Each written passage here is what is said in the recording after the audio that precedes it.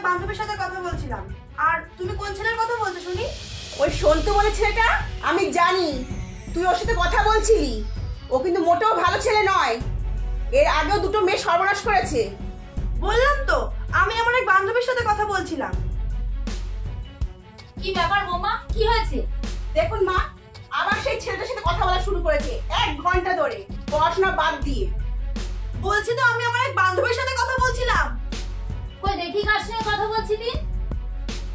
ছাড়ো, টান মেরে ছুড়ে ফেলে দেবো বলছি এই ফোন। বিরক্ত করো না তো। কতবার বোঝাচ্ছি তোর বাবা তোর জন্য ভালো পাত্রের সন্ধানে আছে। তুই পড়াশোনাটা মন দিয়ে কর, বিয়েটা অন্তত পাস কর। দেখো মা, আমার দ্বারা পড়াশোনা হবে না। বারবার ঘ্যান ঘ্যান করে একই কথা বলে আমার মাথা খারাপ করো না তো। কি করা যায় বলো তো? ওকে তো আর বুঝিয়ে সুঝিয়ে পারা যাচ্ছে না। ওকে বোঝালাম, আমার বাপের বাড়ির পাশের একটা মেয়ে তার বাবা মায়ের কথা না শুনে একটা বেকার অকর্মা ছেলের সঙ্গে চলে গেল। 2 মাস যেতে না যেতেই আবার বাপের বাড়ি ফিরে এসেছে। এরা একটুও বোঝে না যে নিজের জীবনটা কিভাবে বরবাদ করে দিচ্ছে। আসলে এভাবে হয় না, এটা হলো উঠতি বয়সের একটা রোগ। দেখবে কথা তো শুনবেই না, আর যত দিন যাবে আরো উগ্র হয়ে যাবে। তবে বয়স বাড়লে এগুলো আশা করি ঠিক হয়ে যাবে। কিন্তু বাবা ততদিনে একটা অঘটনা ঘটিয়ে ফেলে, সেটাই চিন্তার ব্যাপার। আসলে পড়াশোনা তো করে না, আর করবে বলেও মনে হয় না। এখন দরকার ওকে একটা কাজের মধ্যে ব্যস্ত রাখা, যা থেকে কিছু ইনকামও হয়। কোথায় কাজ করতে পাঠাবো ওকে, সে তো আর এক চিন্তার বিষয়। এখন মোবাইল ফোনের মাধ্যমেই বাড়িতে বসে অনেক কাজ করা যায়। আচ্ছা, আমাকে বলতে পারো যে রিঙ্কির কোনো শখ বা কাজের নেশা আছে যেটা ও খুব মন লাগিয়ে করতে ভালোবাসে? তা আছে বাবা, ওর হাতে সুন্দর সুন্দর কাজ আছে, স্কুল লাইফে করতো। ওই দেখুন দেয়ালে টাঙানো আছে, ওই দেখুন, ওই দেখুন আপনার বাদিকে আছে।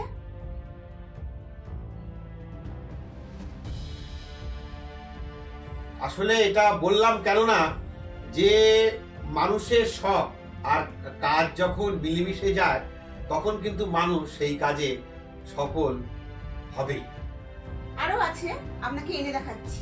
আচ্ছা, ওই দেখি দেখি দেখি দেখি। আমি তো জানতামই না যে রিঙ্কি এত সুন্দর হাতের কাজ করতে পারে। বাহ,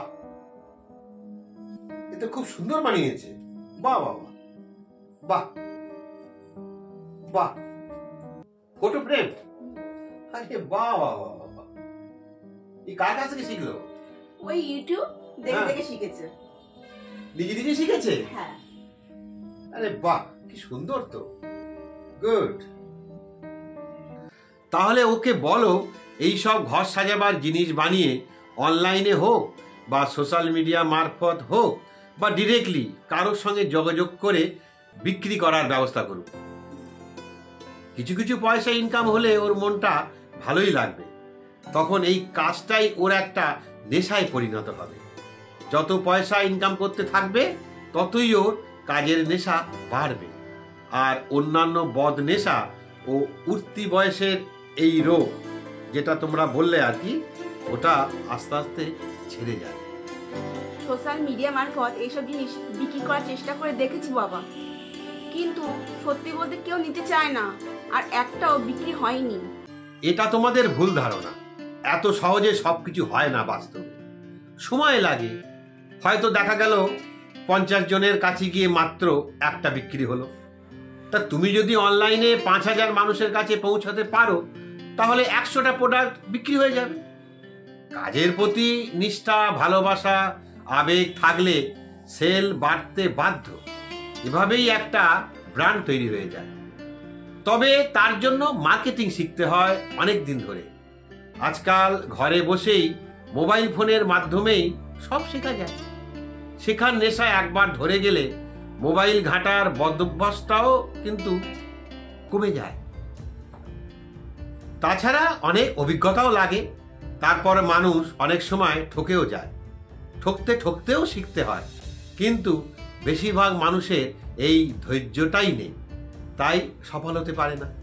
যে কোনো সফল মানুষের কাহিনী শোনো, তারা কিন্তু অনেক ঠকে, অনেক লোকসান সহ্য করে তবে গিয়ে আজ একটা জায়গা পেয়েছে, কারণ তারা ধৈর্য হারায়নি।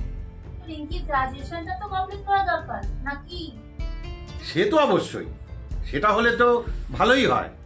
একটা ডিগ্রি অর্জন মানে সে জীবনে একটা এক্সট্রা মাইলেজ পাবে, কিন্তু সেটাই মুখ্য নয়। বইয়ের পাতার জ্ঞানের থেকে কঠিন বাস্তব জীবনের পাতায় পাতায় যে জ্ঞান, তারই মূল্য বেশি। কাজ করতে করতেই পড়াশোনা চালিয়ে নিয়ে যাওয়া যায়, তাতে বরং নিজেকে আরো বেশি ব্যস্ত রাখতে পারবে। আর বৎসঙ্গ, অকারণে মোবাইল ঘাঁটাঘাঁটি এসব কম হয়ে যাবে। ঠিক আছে, মেয়ের সঙ্গে এই ব্যাপারে কথা বলবো। মার্কেটিং শিখতে থাকুক। এখন আপাতত ওর যা চেনা জানা পরিধি আছে তার মধ্যেই সেল করার চেষ্টা করুক, বেশি দরকার নেই। যেটুকু সেল হয় তাতেই ওর উৎসাহ, কাজের প্রতি নিষ্ঠা বাড়বে। আমরাও চেষ্টা করব। দেখো, আমি গ্যারান্টি দিয়ে বলছি, এই 1 মাসের মধ্যেই আমি অন্তত গোটা 10 বিক্রি করে দেবই। পারবেন না বাবা? আরে দেখো না কি করি, অবশ্যই পারবো। শোনো বৌমা, তুমি একটা কাজ করবে। তুমি রিঙ্কিকে একটু বলবে, ওর ওই যে একটা অকর্মা বয়ফ্রেন্ড আছে না, ওকে যেন বলে যে 1 মাসে অন্তত 10টা যেন সেল করে দেখায়। তবেই বুঝবো যে ঠিক আছে, যে তোমাদের মধ্যে কত ভালো সম্পর্ক, কত ভালোবাসা। বলবে কিন্তু? ঠিক আছে বাবা, তাই হবে। ঠিক আছে।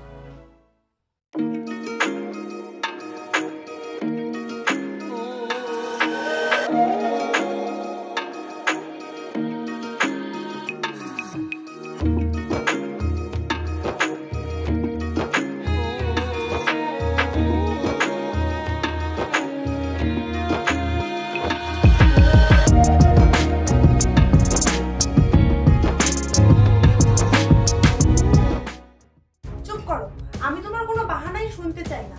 আজ পর্যন্ত একটাও সেল করে দিতে পারলে না। তা আমার বাবা করছে কি করে? সবই বুঝি। তুমি চাও না আসলে আমি যে নিজের পায়ে দাঁড়াই সেটা।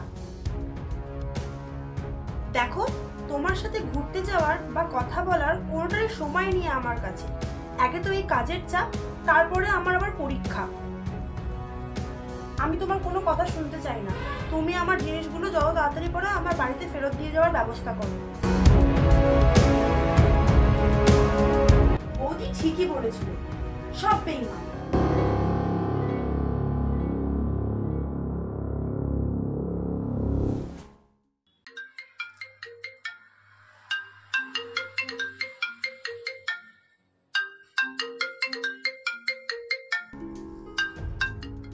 কি ব্যাপার, ফোন এসছে, তুলছিস না যে?